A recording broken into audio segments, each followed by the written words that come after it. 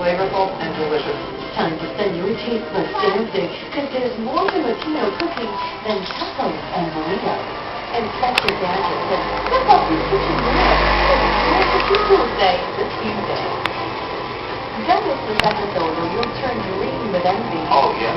And Emma makes Martha this lusciously rich oyster and caviar dish this Sunday.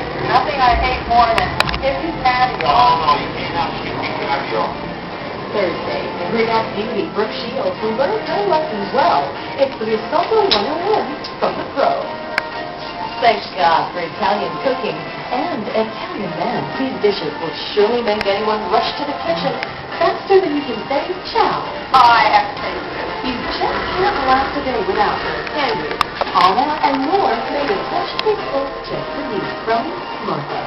Weekdays 7 p.m. at Citizen on the West Travel Network. What's your dream job?